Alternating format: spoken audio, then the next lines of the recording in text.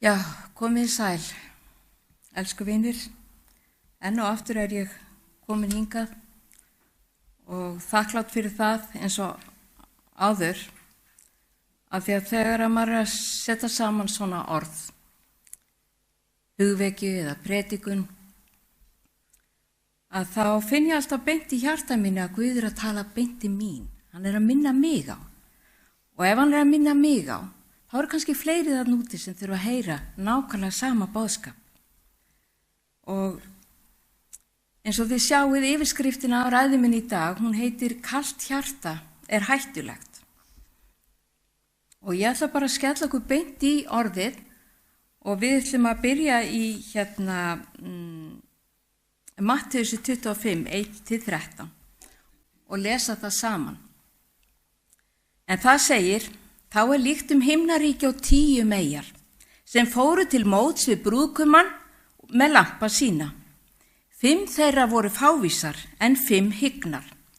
Þær fávísu tóku lampa sína en höfðu ekki olíu með sér.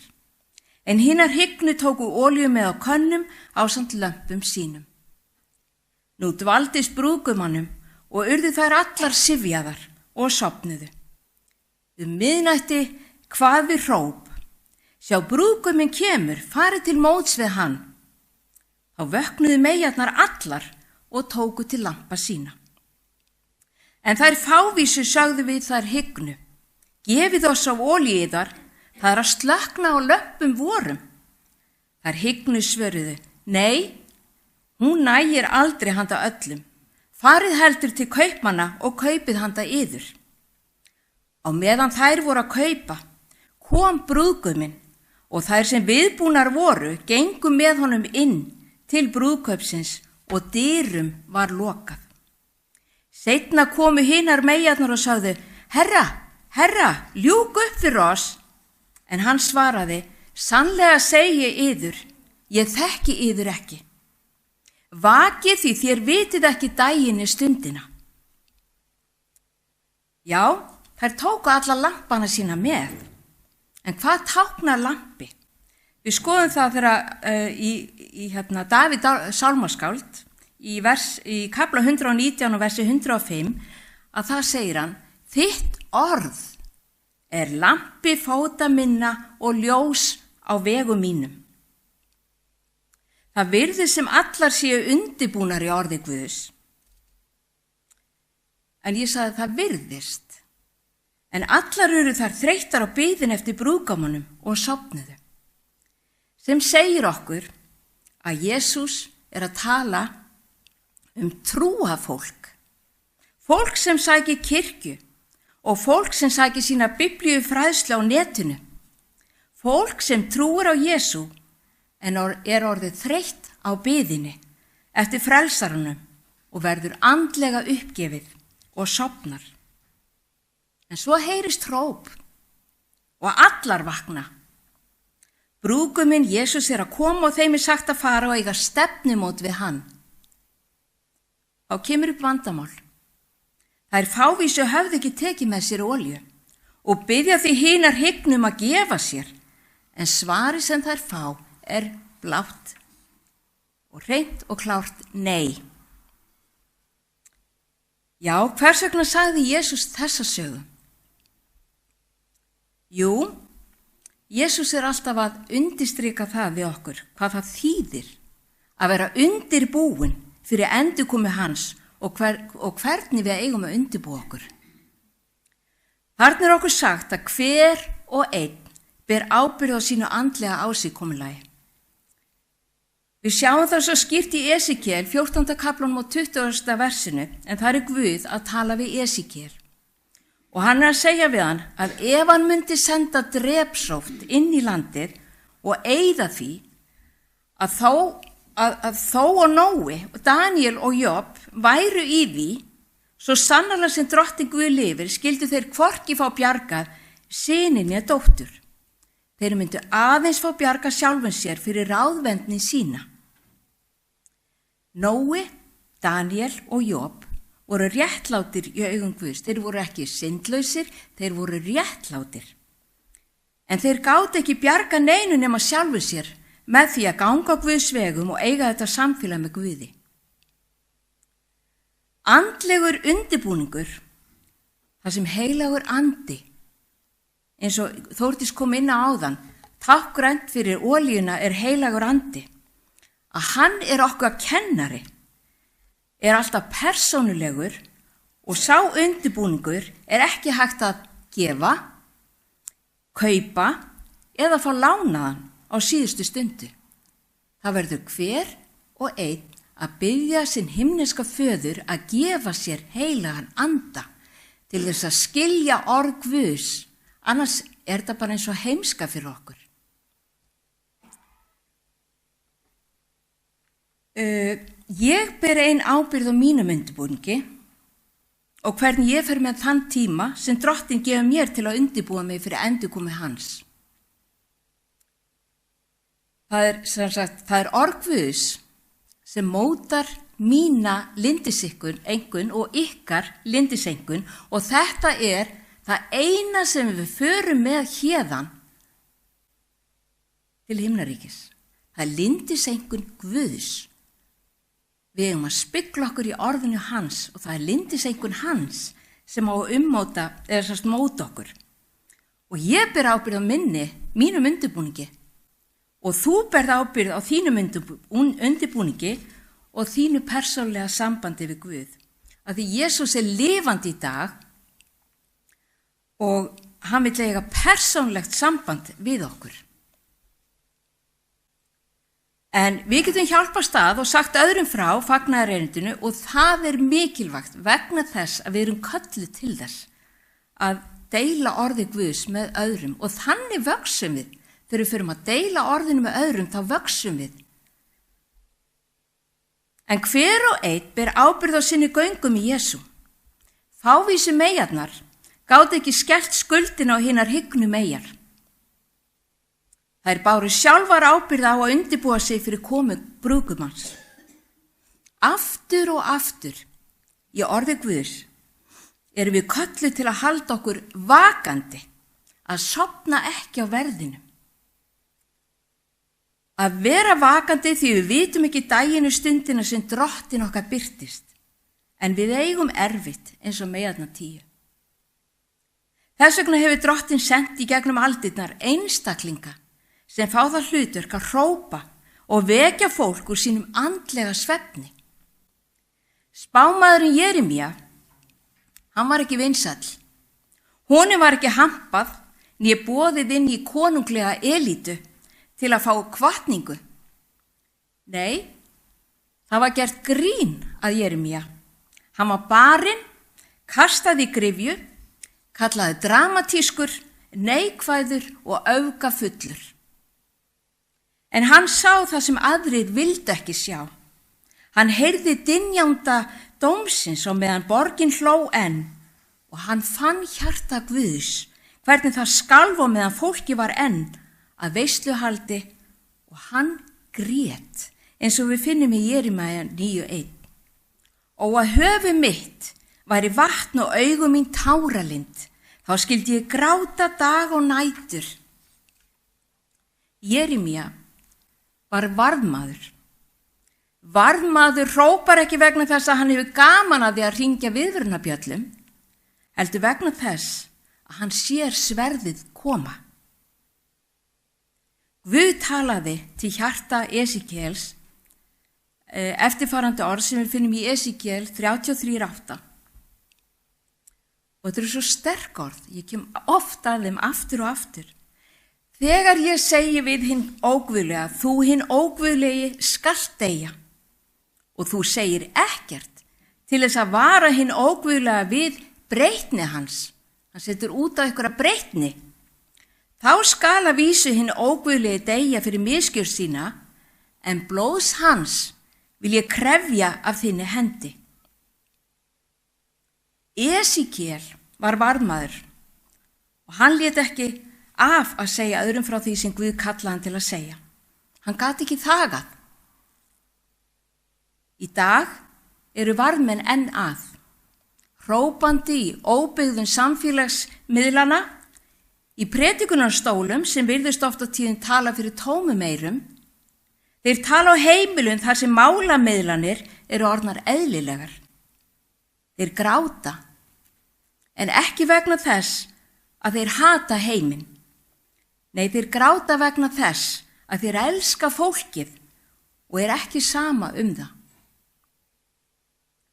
Það er hættulegur andi sem ber heitið hálfvolk leiki að breiðast út landið og víða heiminn. Þægileg kristni sem vill blessun án iðrunar, eld án fórnar og kórónu án kross. Í Opinberunarbókinni 3:16 finnum við eftirfarandi orð. En af því að þú ert hálfvolgur og hvorki heitun ég kaldur, mun ég skirpa þér út af munni mínum. Málamiðlun, hún hvíslar. Þetta ekki svo alvarlegt. Sjálfsaginn Ánægja segir, það enn nægur tími. En varðmaðurinn sér umsátri myndast í fjarska. Jeremía varaði við Babýlon löngu áður en hliðin voru rofin.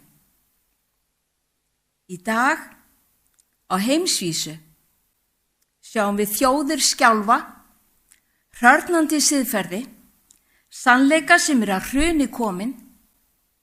Við sjáum einnig brenglaðan sannleika blandaðan lygi, en svo sjáum við margfaldar lygar.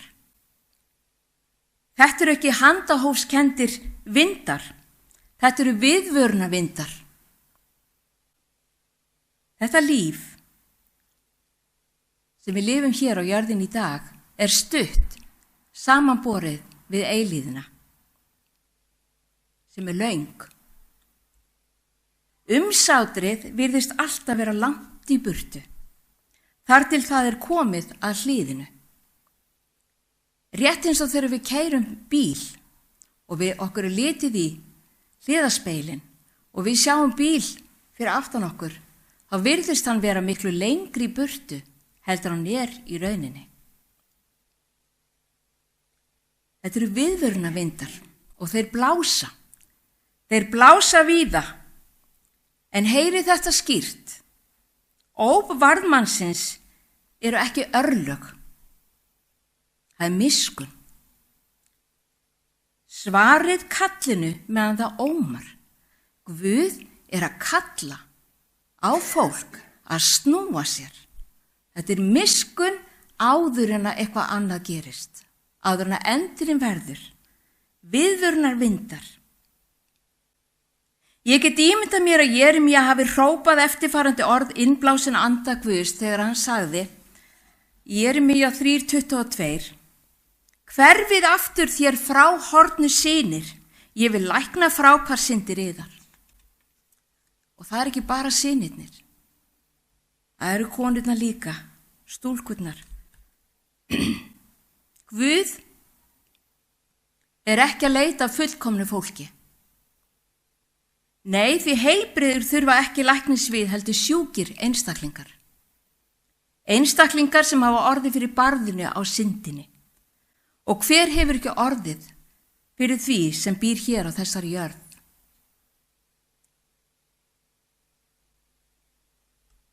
Já, það segir í Rómverjabréfinu, því að Guð ekki að leita að fullkomnu fólki. Það segir að allir hafa syndgað og skortið Guðs dýrð. Allir. Það eru allir sem hafa syndgað. Nei, Drottinn okkar ekki að leita að fullkomnu fólki. Hann að leita fólki sem finnur í hjarta sínu til iðrunar vegna lífsins og hjörtu sem skjálfa fyrir orði hans. Hann að leita þeirra sem vilja snúa sér til hans til að öðlast lækningu. Vinir, tímarnir í dag ekki til þess að leika kirkju. Og ég ekki bara að tala þessa kirkju, ég að tala kirkjur landsins.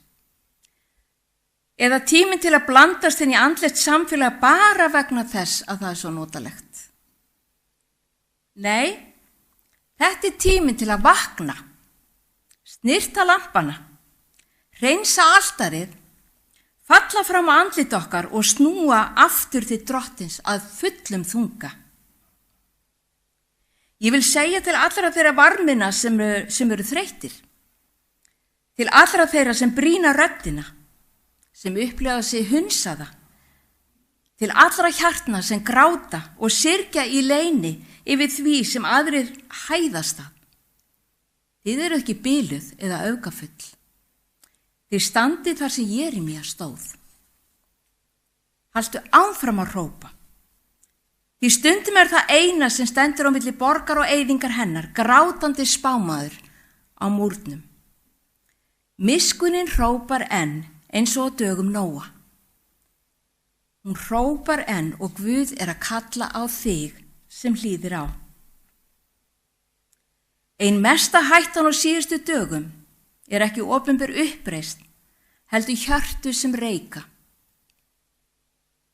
Hjörtu kólna ekki á einni nóttu. Þau kólna hægt vegna vanrækslu, truflunar, málamiðlana og sjálfs ánægju. Það sem eitt sinn brann verður að rútínu. Það sem eitt sinn vakti tár verður að hávaða. Áður maður áttar sig á því er maður enn í kringum Guð, en ekki lengur í honum. En Jesús sagði við lærisveinana, og hann segir einnig við okkur í dag: verið í mér, þá verð ég í yður. Og hann heldur áfram í Jóhannesi og segir: ég er vínviðurinn, þér eruð greinarnar. Sá ber mikinn ávöxt sem er í mér og ég í honum, en án mín getið þér alls ekkert gjört. Það er nefnilega máli, vinir. Án Drottins okkar getum við ekkert gjört. Jesús varaði okkur skýrt við í Matteus 24:12 og sagði: og vegna þess að lögleysi magnast, mun kærleikur flestra kólna. Hann segir kærleikur flestra kólna. Og þetta er ekki bara vantrúaðir, vinir. Þetta er viðvörun til þeirra sem eitt sinn brunnu af kærleika til Krists. Andlegu kuldi deyfir dómgreindina. Bæn verður stutt, Biblían verður lesin endrum og eins, og þar sem áður var sannfæring verður samningsatriði. Syndin missir þyngd sína og heilaleikinn virðist öfgafullur. Hægt og rólega slokknar eldurinn á altari hjarta mannsins, ekki vegna þess að Guð hættir að nota logan, heldur vegna þess að það ekki var gætt á að setja olíu á lampan. Undirbúningurinn fjaraði út. Fráhvarf er ekki bara barátta. Fráhvarf er að snúa baki frá því að þekkja sannleikann og síðan að yfirgefa hann. Skipta út lotningu fyrir rökhugsun, hlýðni fyrir afsakanir og uppgjöf fyrir sjálfstjórn. Fyrra Tímóteusbréfi 4:1 segir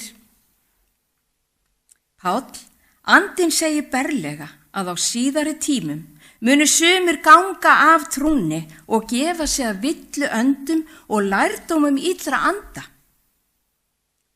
Þetta er heldur ekki viðvörun fyrir heiminn, vinir. Þetta er viðvörun fyrir kirkjurnar. Og Páll segir ennfremur í Hebreabréfinu 3:12: gæti þess, bræður, að enginn yðar búi yfir vondu vantrúar hjarta og falli frá lifanda Guði. Kalt hjarta er hættulegt vegna þess að það sannfæri sig það að það sé enn á lífi. En Biblían er skýr. Að villast leiðir alltaf eitthvað. Og það er lengra frá Kristi nema iðrun komi til sögunar. Jesús kallar okkur ekki til að lifa bara af. Kristindómurinn kallar okkur til að brenna. Og í Opinberunarbókinni 3. kapli og vers 15-16 að þar segir: ég þekki verkin þín, að þú ert hvorki kaldur né heitur. Betur að þú væri kaldur eða heitur, en af því að þú ert hálfvolgur og hvorki heitur né kaldur, mun ég skirpa þér út af munni mínum. Að vera hálfvolgur er ekki góður stað til að vera, og ég tala á reynslu. Ég hef verið þar.